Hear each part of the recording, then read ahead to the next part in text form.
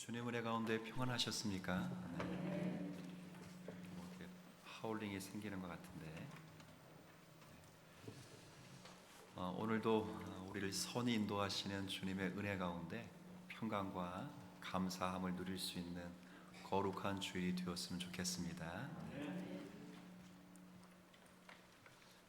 방금 전에 읽은 27절의 말씀부터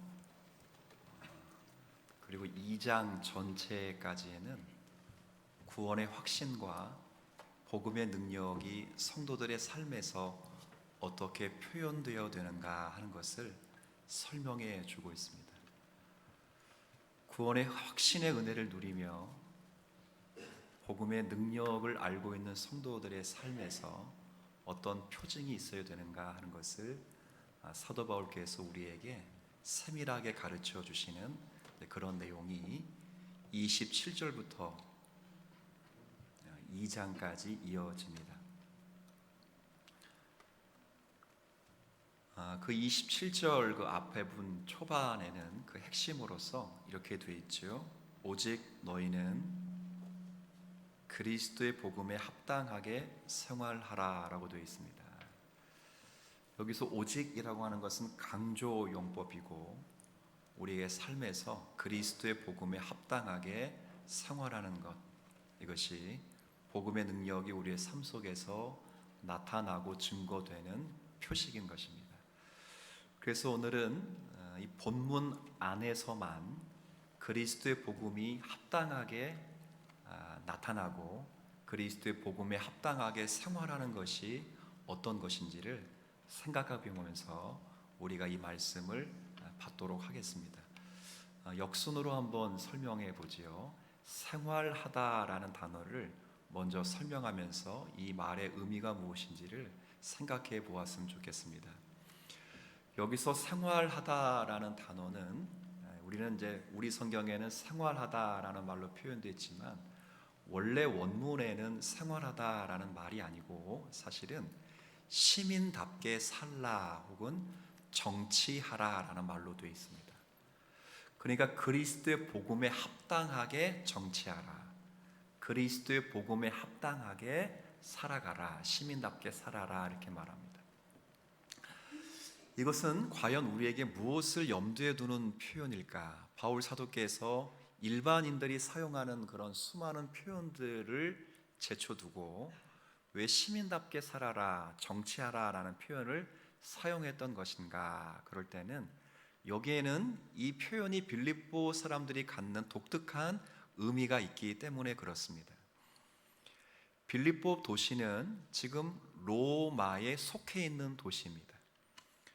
로마로부터 1200km나 되는 굉장히 먼 지역이었지만 로마로부터 점령을 당한 이후부터는 줄곧 로마에 속해 있는 시민권을 얻는 로마의 본토가 되어버린 것입니다. 로마의 시민권을 갖는다라는 것은 우리로서 보면 굉장히 억울하고 한탄스러운 일처럼 보이죠. 일제강점기 36년 동안 일제의 치하 속에서 핍박과 슬픔을 다 겪은 우리의 민족으로서는 어느 나라의 식민지가 된다는 것은 주권을 찬탈당한 것뿐만 아니라 고초와 고통의 세월이라는 것을 미루어 짐작할 수 있습니다. 하지만 로마의 식민지가 되는 것은 당시 소도시 사회에서는 굉장히 영예스러운 일이었습니다. 왜냐하면 로마의 식민지가 되었다고 해서 자치권을 찬탈받거나 그들의 자유가 제한되는 법이 없습니다. 협력 도시로서 로마의 모든 특권이 그대로 이어지고 로마의 정치와 로마의 보호 속에서 참 멋있게 살아갈 수 있는 기회가 주어지는 것입니다. 그래서 빌립보 사람들은 로마의 시민이 된 것에 대해서 굉장히 자랑스럽게 생각했습니다. 하지만 로마는 그 식민지의 시민권을 아무렇게나 부여하지 않습니다. 몇 가지 높은 기준으로 책정해서 이를테면 도덕적 기준과 정치적인 질서와 그리고 사회적인 높은 수준의 질서가 있어야 시민권을 부여합니다. 그러니 빌립보 사람들이 이 로마의 시민권을 유지하기 위해서 얼마나 로마 시민답게 살았겠습니까? 정치적으로도 도덕적으로도 사회적으로도 야만 민족과는 구별되는 굉장히 수준 높은 삶을 저들이 지향하며 살아왔다는 것을 사도 바울이 잘 알고 있습니다.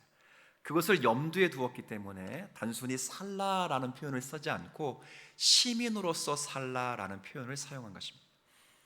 이걸 사용하신 더 궁극적인 목적은 아마도 빌립보서 3장 20절의 말씀처럼 이런 말씀이 있죠. 자, 여러분 한번 앞에 한번 읽어주시겠어요? 시작. 그러나 우리의 시민권은 하늘에 있는지라. 그렇죠.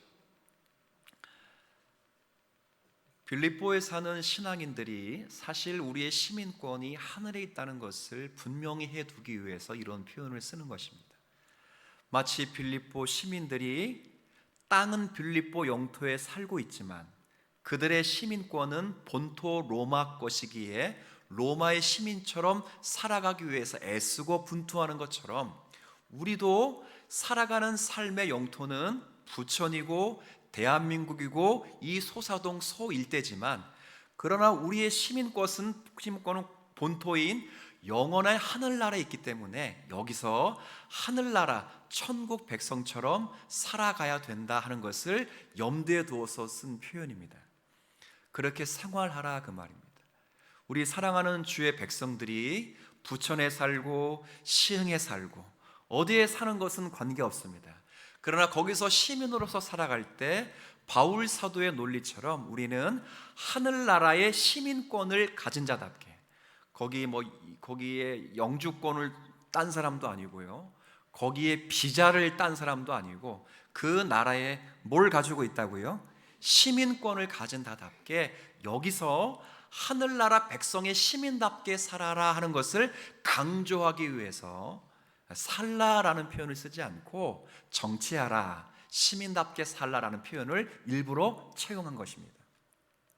자, 그러면 우리가 이 땅에서 살면서 천국 백성, 천국 시민답게 이 땅에 살려면 어떻게 살아야 되는가? 이제 그게 중요하겠죠. 생활하다라는 단어의 의미를 확인해 보셨다면 어떻게 생활해야 되는가가 중요합니다. 사울의 논리는 간단합니다. 바울의 논리는 간단해요. 어떻게? 합당하게. 이제 애들한테 물어보세요. 어떻게 살아야 돼요? 그럼 뭐라 그러죠? 잘. 어떻게 공부해야 돼요? 그러면 잘. 그렇죠. 자, 어떻게 살아야 되죠? 잘. 그렇죠. 잘 살아야 돼요. 그래서 합당하게라는 표현을 썼어요. 근데 우리는 잘 이렇게만 하고 더 이상 뒷말을 안 하는데 바울은 잘 그래놓고 그 잘을 수식하는 용어들을 27절에 설명해 줍니다. 세 가지 용어가 독특하게 시민권을 가진 자가 이 세상에서 어떻게 살아야 되는지를 설명해 주는데 몇 가지 단어가 있습니다. 다시 1장 27절을 한번 제가 읽지요. 제가 약간의 악센트를 줘서 읽겠습니다.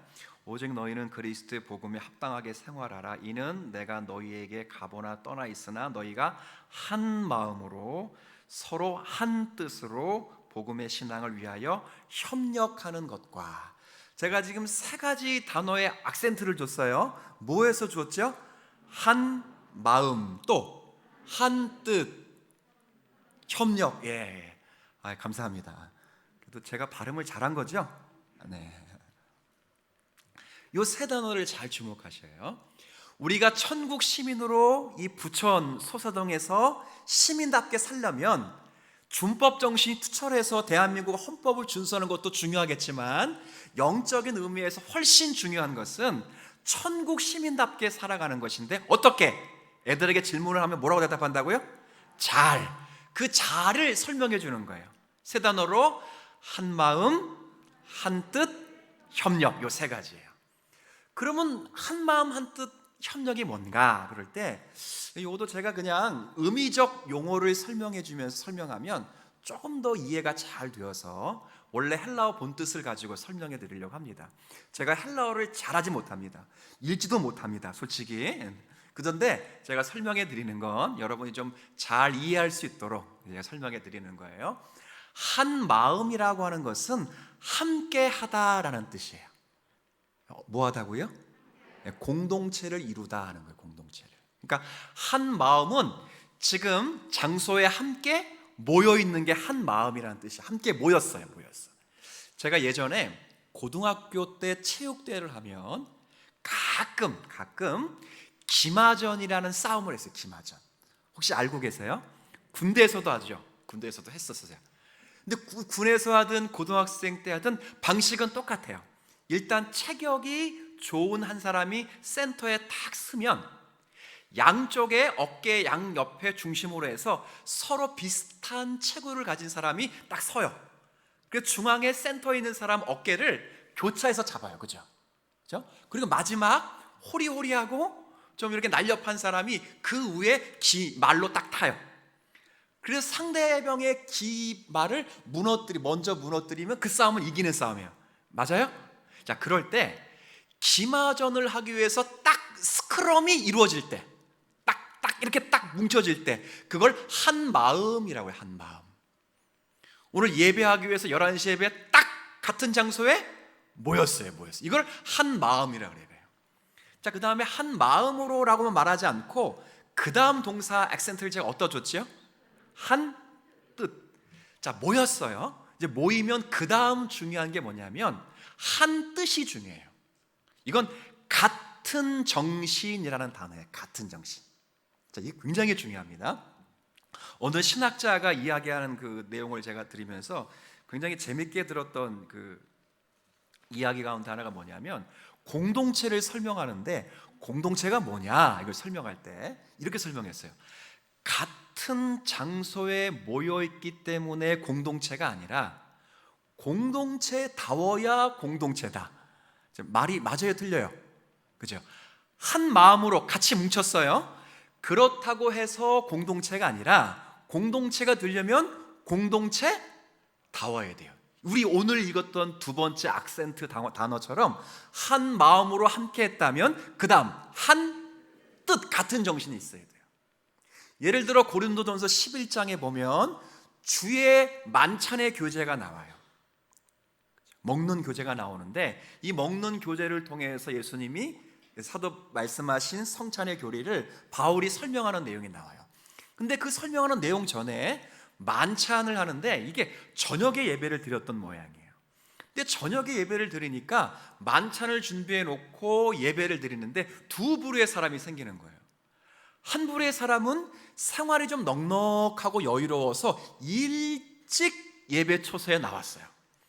그러니까 일찍 예배 초소에 나오니까 앞에 뭐가 있어요? 만찬이 있으니까 전부 먹는 거예요. 그 예배 드리기 전에 배가 부르고 술이 취한 사람, 이 한 부류의 사람이 있어요.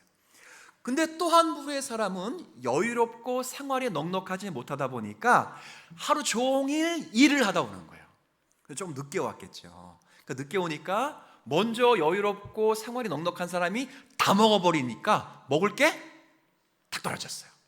그때 바울이 함께 모였다고 해서 공동체가 아니라 한 정신을 가져야 공동체라는 이야기를 해요. 그러면서 먼저 와서 다 먹은 사람을 뭐라 말하냐면 너희가 하나님의 교회를 업신여기고 빈궁한 자를 부끄럽게 하였다. 그래서 같은 정신을 갖지 않은 사람을 한참 혼을 내는 장면이 나와요. 제가 왜 이걸 이야기하냐면 함께 모였다고 해서 다 되는 게 아니고 함께 모이면 뭘 가져야 된다고요? 같은 정신을 가져. 정신. 여기까지 왔어요. 한 마음 그리고 한 뜻까지 왔어요. 그 다음 세 번째 제가 악센트를 주고 읽은 단어가 뭐였죠? 협력이에요. 협력. 이 협력이라고 하는 말은 같이 싸우다 하는 거예요. 싸우다. 그러니까 정신만 같이 있고 있으면 안 돼요. 함께 투쟁하고 함께 싸우는 거예요. 요 세 가지가 사실은 하나님의 복음에 합당한 삶이고 천국 백성의 시민답게 살아가는 거예요. 자, 이걸 이제 제가 다음으로부터 설명해야 돼요. 자, 이게 가장 이제 지금부터 설명하는 게 가장 중요한데 여러분이 잘 들으시고 그런 마음을 갖고 한 마음 한 뜻 협력하는 정신이 필요해요. 실제 필요해요. 그게 천국 시민으로 살아가는 거예요. 자, 그러면 우리가 천국 시민으로 살아갈 때 일단 한 마음을 품고 한 뜻을 품고 협력하는 것, 같이 함께 모이고 같은 정신을 가지고 같이 싸워야 될 일이 뭐냐, 그렇죠? 무엇 때문에 함께 모여야 되는가? 무엇 때문에 같은 정신을 가져야 되는가? 무엇 때문에 같이 싸워야 되는가? 이게 굉장히 중요해요. 자, 오늘 본문에는 놀랍게도 그것을 그리스도의 복음을 위하여라고 되어 있어요. 복음의 신앙이라는 표현을 썼어요. 제가 27절을 한번 읽어드리죠. 오직 너희는 그리스도의 복음이라는 표현이에요. 복음에 합당하게 생활하라. 이는 너희가 너희에게 가보나 떠나 있으나 너희가 한 마음으로 서로 서서 한 뜻으로, 그 다음 뭐라고 되어 있습니까? 복음의 신앙을. 그렇죠? 그리스도의 복음, 그리고 27절 후반에는 복음의 신앙 이렇게 되어 있어요. 그리고 28절을 한번 여러분 읽어주세요. 시작.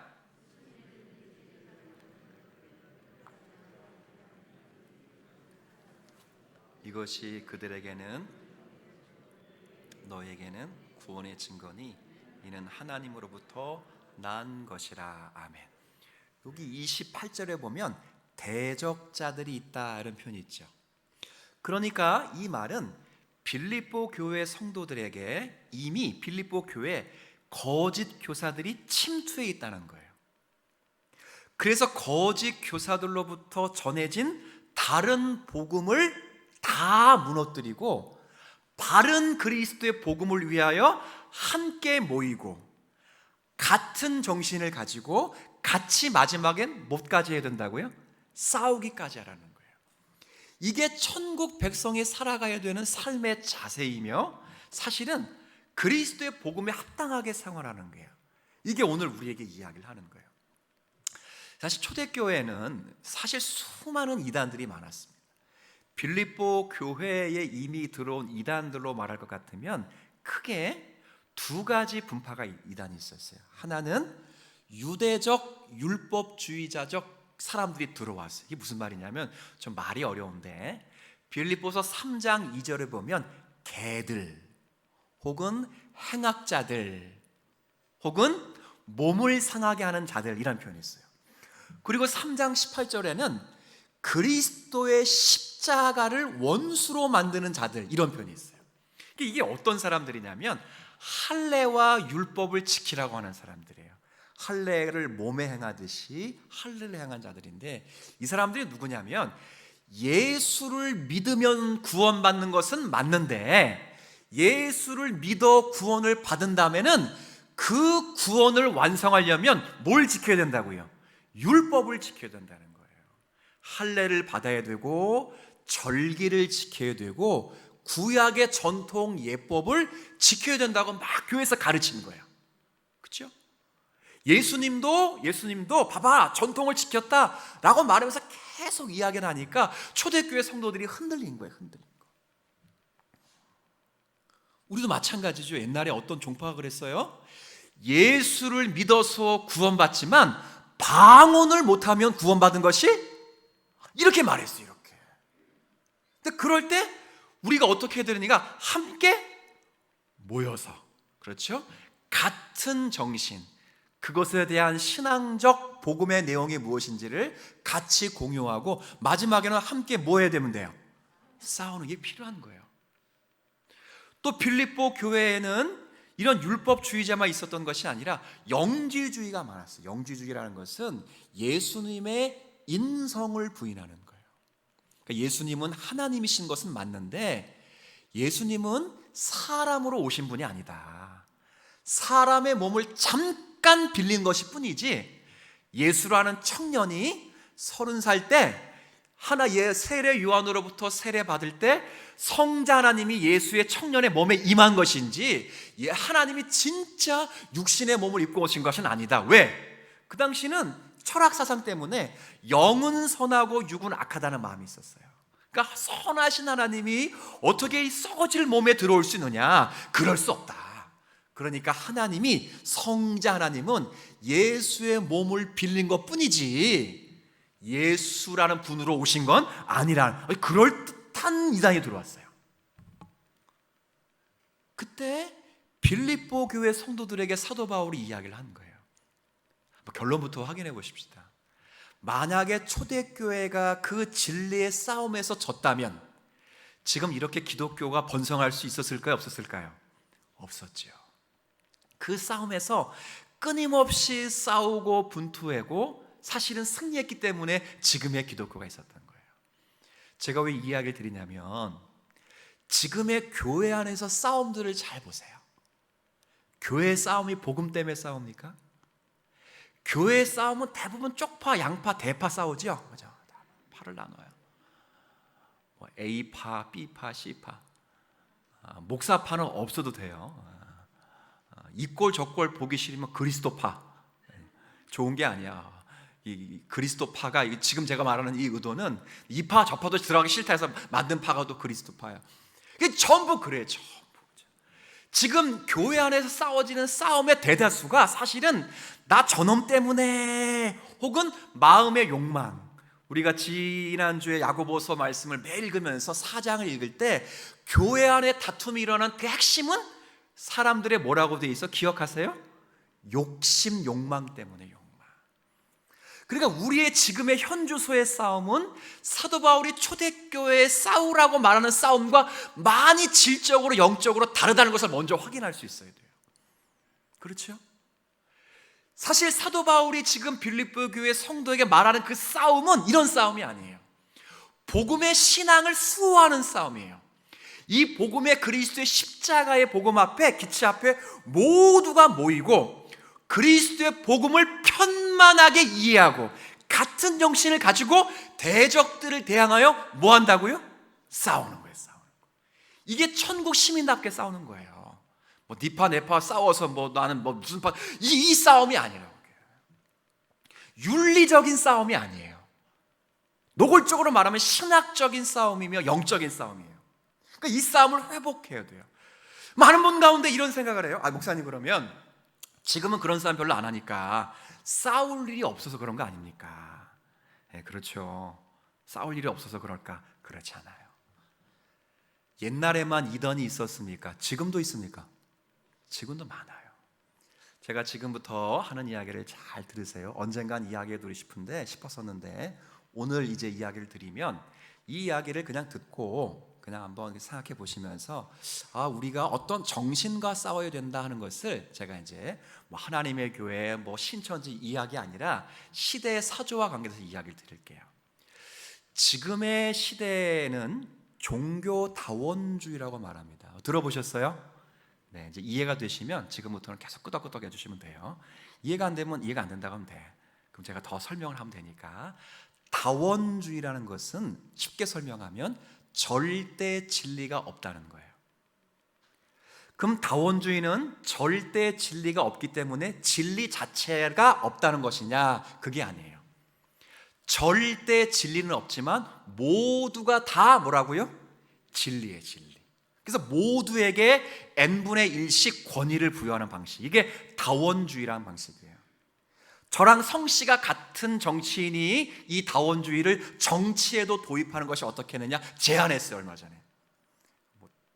노골적으로 이름을 제가 얘기한 것 같은데, 그래서 정치 다원주의, 문화 다원주의 이런 것들이 지금 팽배하게 생겨져요.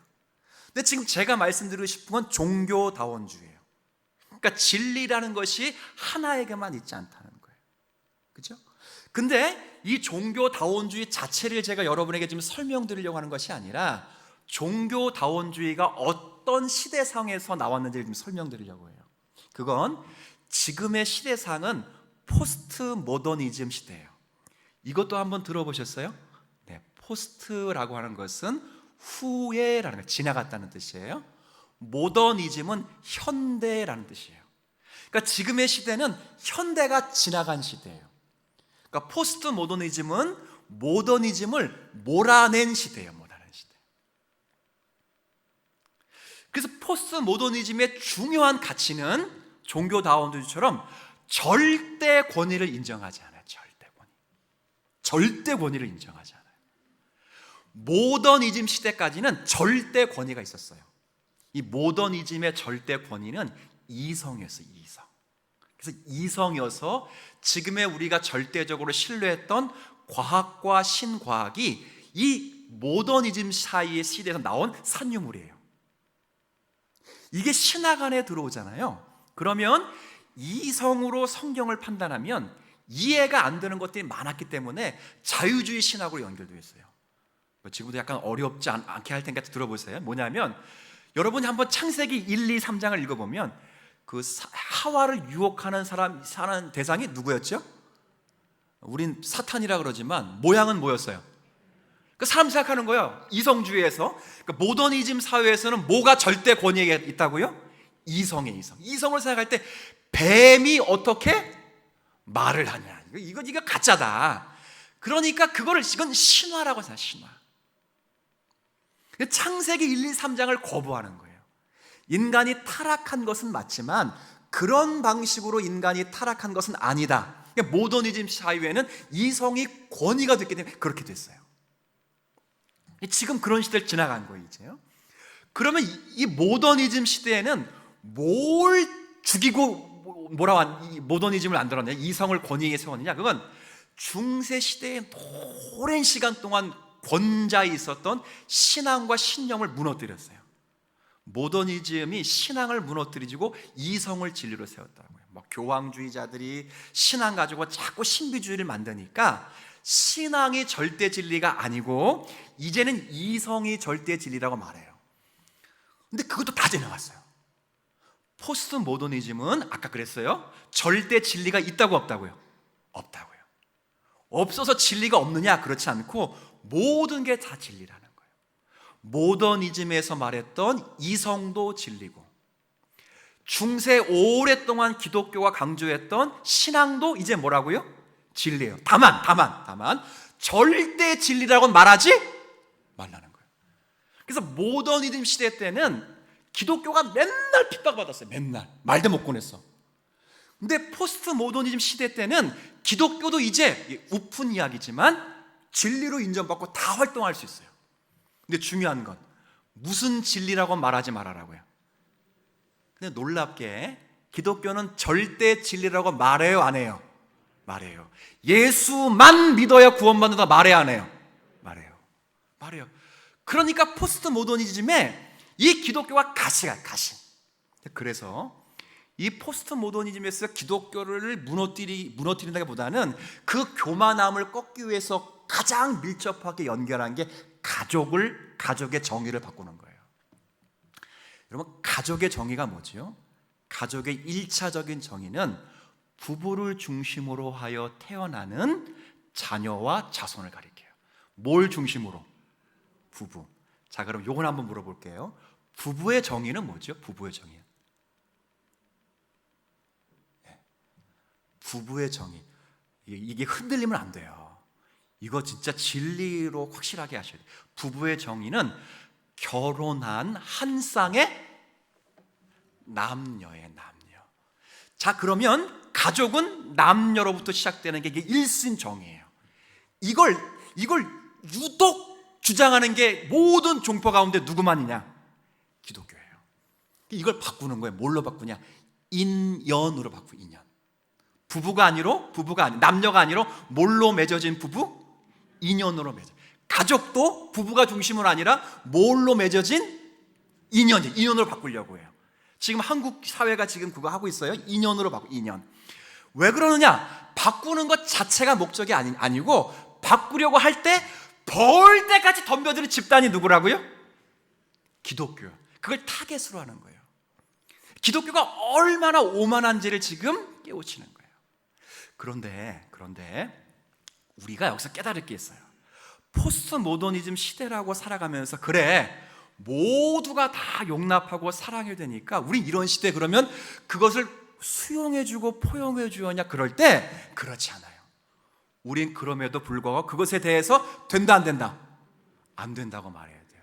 자, 그럴 때 우리가 말하는 권위는, 잘 들으세요, 모더니즘에서 말하는 이성도 아니고 중세 오랫동안 말했던 신앙과 신념도 아니고 사도 바울이 말하는 것은 그리스도의 뭐라고요? 복음이에요. 복음. 사도 바울은 단 한 번도 너희의 신앙에 뭘 지켜 이렇게 말하지 않아요. 신앙에 뭘 싸워라 이렇게 말하잖아요. 항상 뭘 위해 싸우라? 그리스도의 복음. 이거 굉장히 중요해요. 포스트 모더니즘 시대에 살아가는 성도들이 살아갈 때 뭘 지켜야 되느냐? 우리의 신념을 지키는 것도 아니에요. 우리의 이성을 지키는 것, 우리가 가지고 있는 하나님의 말씀을 지켜야 될 줄로 믿습니다. 그 한 가지 예를 들을게요. 우리 지난주에 여러분 퀴어 축제했어요. 지난주 토요일 날. 혹시 아시는지 모르겠어요. 동성애자들을 우리가 동성애를 반대하는 거는 잘 들어보세요. 포스트 모더니즘 나왔기 때문에 제가 하는 거예요. 모더니즘도 동성애를 반대했어요. 근데 아까 여러분 설명 잘 들으셨으면 모더니즘의 절대 진리는 뭐라 그랬죠? 이성이에요, 이성. 그러니까 동성애는 이성적으로 안 맞는 거야. 남자가 남자랑 성관계라고 여자가 여성이랑 성관계를 하면 이거 에이즈 생기고 더러워지고 질병 생기는데 이성적으로 안 맞아. 모더니즘 시대 때도 현대 시대에 또 사실은 동성애는 핍박을 받았어요.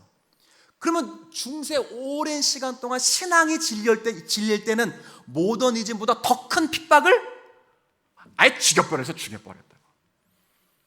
근데 지금은 포스트 모더니즘이니까 절대 진리가 있어요, 없어요? 없으니까 동성애자를 이제는 그들이 사랑하는 방식으로 사랑해 인정을 하는 거예요. 인정을. 이게 내용이에요. 왜 기독교가 차별금지법을 우리가 싫어하고 반대합니까? 여러분 말은 굉장히 좋아요. 교회에서 절대 차별하면 안 돼요. 자, 물어볼게요. 인종 차별하면 돼요, 안 돼요? 안 돼요. 성 차별하면 돼요, 안 돼요? 안 돼요. 지역 차별하면 돼요, 안 돼요? 제가 강원도에서 얼마나 감사한지 몰라. 그래서 호남 분도 저를 안 건드리고 영남 분도 안 건드려. 근데 놀라운 건 영남 분 목사님 목회하면 거의 70% 교회는 영남 분이고, 실제 그래요? 한국교회 잘 보세요. 호남 분이 담임 목사님 분은 70%가 다 호남 분들이에요. 아닌 것 같은데 그 교회 실천 연대에서 보면 거의 그래. 아직도 지역 색깔이 많아. 그렇게 차별하면 안 돼요. 근데 왜 교회가 차별금지법은 그렇게 반대하는가? 여기에 두 가지 독소 조항 때문에 그래요. 하나는 성 정체성이라는 독소 조항 때문에 그렇고, 하나는 성적 지향성이라는 독소 조항 때문에 그래요. 이건 독소 조항이에요. 이게 포스트 모더니즘의 아주 대변되는 기독교를 아주 교만한 상징으로 여기기 위해서 만든 것들인데, 성 정체성은 단순히 한번 물어보죠. 여러분 대답해 보세요. 제가 남자예요, 여자예요? 제가 이렇게 물어보진 않았어요. 제가 남자다워요, 못다워요 이렇게 물어보지 않았어요. 그건 남자다워요, 못다워는 여러분이 다 답이 틀릴 거예요. 근데 제가 남자야, 남자야, 뭘 근거로 하죠? 그렇죠? 생물학적 성을 근거로 해요. 근데 성 정체성은 생물학적 그걸로 정체성을 하지 않고 정신적으로 자신이 선택하는 성을 진리로 봐주겠다는 거예요. 제가 여자가 되려면 어떻게 하면 되죠? 옛날 모더니즘 시대 때는 수술하면 돼. 그죠? 모더니즘 시대 때는. 근데 그거 하면 안 되는데, 그게 왜? 이성적으로 여자가 되면 되니까. 그죠? 근데 포스트 모더니즘은 절대 진리가 없어. 그러니까 수술을 하는 게 힘들어. 아프기도 해. 돈도 많이 들어가. 그러니까 난 남자인데 난 뭐라고 선언만 하면 돼. 제가 여기서 전 오늘부터 여자입니다. 그럼 전 누구예요? 여자예요, 여자. 제가 여자 화장실 들어가는데 목사님 그러면 성차별하는 거예요. 그러니까 반대하는 거예요. 성 정체성에 대해서. 자, 이게 다 포스트 모더니즘에 대한 사고예요. 그리고 나서 성적 지향성을 한번 들어보세요. 성 정체성뿐 아니라 성적 지향성은 자신이, 이게 쉽게 설명하면 어렵게 안 할게요. 남자는 누굴 좋아해야 됩니까? 여자를 좋아해야 돼요. 맞아요, 틀려요? 여자는 누굴 좋아해야 돼요? 남자를 좋아해야 돼요. 이상한 거 아니에요. 막 청년들이 목사님 자꾸 여자가 생각나요. 지극히 당연한 것이다. 청년 자매들이 목사님 자꾸 저 형제가 마음속에 생각나요. 사탄아 물러가라. 그러면 안 되고 지극히 당연한 거예요. 남자는 여자를 좋아해야 되고 여자는 남자를 당연히 좋아하게 돼 있어요. 이게 정확한 거예요. 그런데 남자가 남자를 좋아하고 여자가 여자를 좋아하는 것을 성적 지향성으로 묶어주는 거예요. 그럼 사회가 어떻게 되겠어요, 사실은? 그러니까 우리는 사실이 그게 어떤 뭐에 대해서 반대하고 있지만 사실 이게 전부 지금 시대의 흐름이고, 이 시대의 흐름이 사실 기독교가 절대 진리라고 지금까지 팍팍 우기고 있는, 모더니즘 시대에는 기독교를 저 찬밥 신세 보냈다고, 절로 보냈어요. 유배 보냈다고. 근데 포스트 모더니즘은 그래도 모두가 진리라고 인정했기 때문에 기독교를 끼워 넣어줬는데, 끼워 넣은 노즘이 모처럼 올라오니까 받기 위해서 만들어낸 모든 제도예요. 가족관을 건드리고 가족 간의 관계 속에서 부부를 건드리기 위해서 지금 꺼내온 게, 이게 뭐 공산주의 이런 거 엉뚱한 싸움 하면 안 돼. 지금 사실은 데모하고 할 일이 아니라고. 사실은 이게 자기 정신적으로 세팅이, 아까 함께 모이면 한 마음, 그 다음 뭐가요? 한 같은 정신이 중요한 거예요. 사실은 이게 어디서부터 왔는가 굉장히 중요해요. 정신을 가져야 돼요. 그거를 내 신념도 아니고 모더니즘의 절대 권위였던 이성도 아니고 포스트 모더니즘이든 모더니즘의 중세든 가장 큰 진리는 하나님의 말씀인 줄 믿으시길 바랍니다. 이 말씀에 분명한 잣대가 있어요. 분명한 복음의 잣대가 있어야 돼요. 사도 바울이 너 신앙을 위해 싸우라 이렇게 말하잖아요. 27절 앞부분에도 그리스도의 복음, 27절의 뒷부분에도 복음의 신앙이 되어 있어요. 복음을 위해 싸우는 거예요. 복음을 위해. 한국교회에 얼마나 많은 인본주의적 가르침이 교회 가운데 팽배해 있습니까? 얼마나 많은 무속신앙 위에 기독교가 세팅되어 있습니까? 얼마나 많은 이단 사상들이 한국교회에 유입되어 있습니까? 제가 일일이 말하기도 너무 많은 무속 종교 위에 기독교가 세팅되게 많을 거예요. 제가 아예 다른 나라 이야기를 해서 우회적으로 한번 이야기해 보죠. 인도 선교사님이 복음을 증거하다가 한 여성 아이를 1년여 가까이 복음 말씀을 가르치다가 그가 개종을 했어요.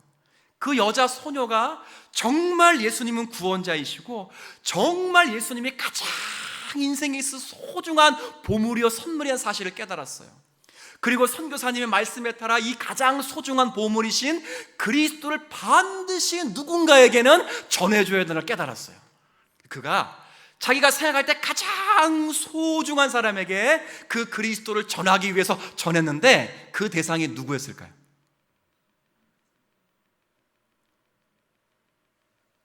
그 대상, 웃을 수 있어요. 그 대상이 개였어. 개.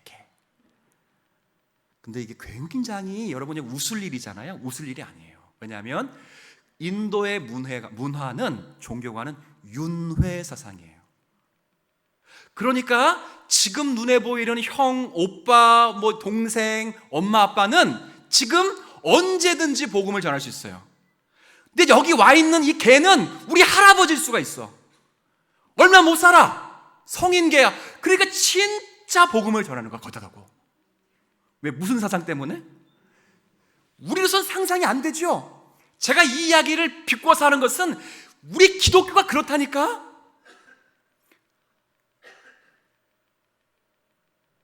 조선시대에 유교를 정책 삼아 불교를 탄압할 때 유교 사상이 종교적으로 충족이 안 되니까 사대부 집안들이 전부 다시 무속신앙과 불교신앙으로 돌아갔어요. 근데 놀라운 건 그 무속신앙이 그대로 기독교 위에, 무속신앙 위에 기독교가 세팅되면서 이 기독교가 한국교회에서도 굉장히 변질된 형태로 남아있는 게 굉장히 많아요.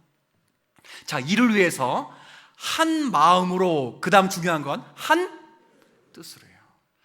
정말 그리스도의 복음의 원 의미를 갖고 하나님의 말씀과 복음이 무엇이라 말하는지를 바르게 배우지 않으면 싸울 수가 없어요. 바울이 오늘 심각하게 이 이야기를 하는 거예요. 교회 가운데 누구 마음에 안 들다 그런 싸움 할 시간이 지금 없다는 거예요. 그 싸움 할 필요가 없어요. 그 다 이게 부부 싸움도 하다가 안 하게 되더라고요. 안 하게 된 이유가 뭘까요? 제가 늘 얘기했죠. 힘이 빠져서 안 한다고요. 힘이 빠져가지고 못해요. 시간 지나면 어차피 다 지나갈 거예요. 근데 시간이 지나도 바뀌지 않는 건 하나님의 말씀이기 때문에 이 말씀에 대한 보편적 진리를 찾지 않으면 항상 우리는 널려 넘어지는 거예요. 저는 우리 주님 사랑교회 성도들이 그리스도의 복음과 복음의 신앙을 수용하고 수호하는 일에 함께 모이고 함께 같은 정신을 가지고 함께 싸우는 은혜가 있기를 축원합니다. 진짜예요. 목사 혼자 할 일이 아니에요. 이거 신학자 혼자 할 일이 아니라고.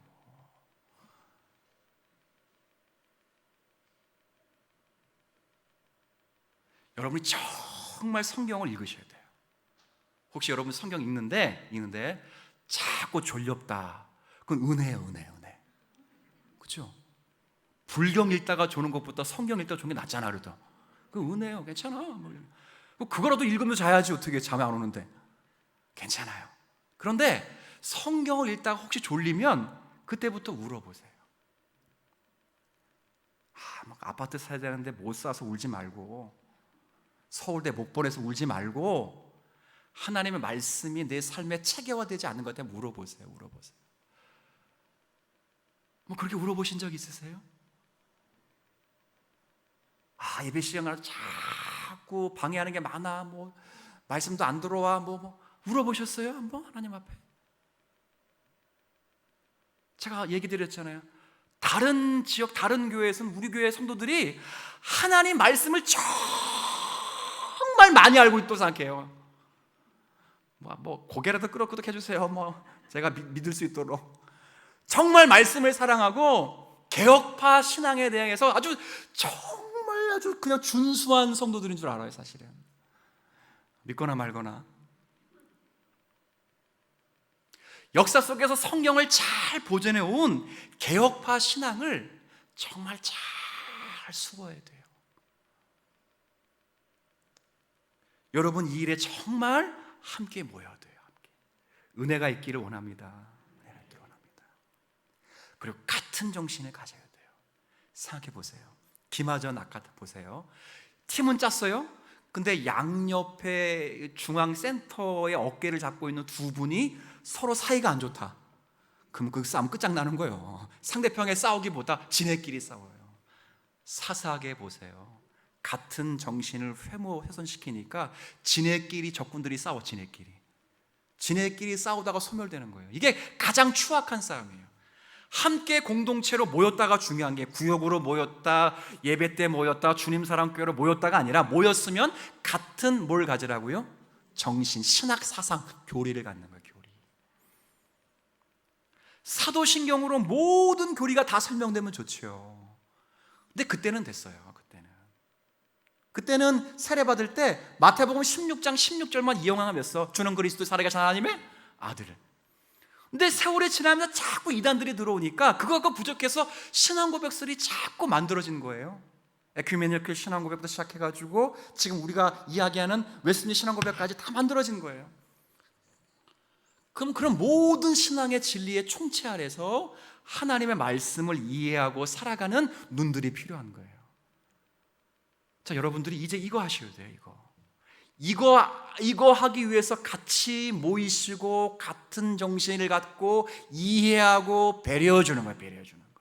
그리고 심지어는 같이 마지막에는 뭐까지 하라고요? 싸워주는 거예요. 오해하시면 안 돼요. 적용 하나 들면 우리 퀴어 축제 때 하고 해서 같이 싸우라 하니까 기독교가 다 나가서 맞불 집회하는가? 저는 최고의 싸움은 절대 오해하지 마세요. 그들이 집회할 때 아무도 안 나가는 거예요. 아무도 안 나가야 돼요. 아무도 안 나가. 3년 전에 저들이 퀴어 축제할 때 난리 부르스를 떨었어. 근데 올해는 난리 부르스 안 떨었죠. 왜? 누가 난리 부르스 떨 거니까. 기독교 반대 집회가 정말 평화적으로 했어. 그러니까 한편에서는 평화적으로 하고 한편은 난리 부르스 치니까 밖에서 볼 때는 누가 다 나쁜 놈이야. 그러니까 실제 같은 정신으로 싸우려면 한 명도 뭐 하면 돼?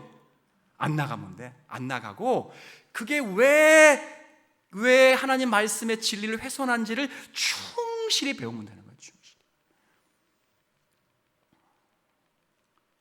근데 우리의 싸움은 전부 정치화됐어요. 정치화. 이거요, 사실은 포스트 모더니즘의 놀라 핵심적인 사상이에요. 이게 교회 안에 그대로 왔어요. 왜 목사의 지분이 더 높냐? 목사의 지분이 높지 않아요. 목사의 지분이 높아진 게 보이는 건, 목사는 교인의 대표가 아니라 뭐의 대표이기 때문에? 교회의 대표이기 때문에. 장로님들이 아무리 벌떼같이 우리는 이렇게 하기다 원합니다 그러면 장로님들은 교인의 대표예요. 교인.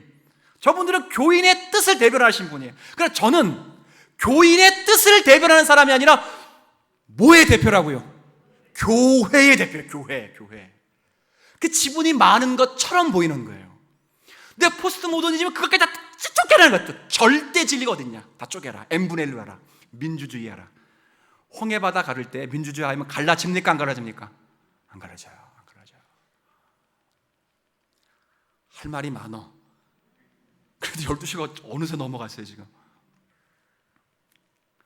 여러분, 제가 지금 여러분에게 말씀드리고 싶은 논지는 바로 하나님의 백성답게 살아가는 그 원리 가운데 한번 따라해 봅시다. 함께 모이고 같은 정신을 가지고 정신을 따라 싸우기.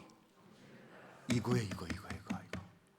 이거 하기 위해서 복음에 대한 이해와 복음에 대한 삶에 대한 충성도를 높이는 저와 여러분이 되었으면 좋겠습니다.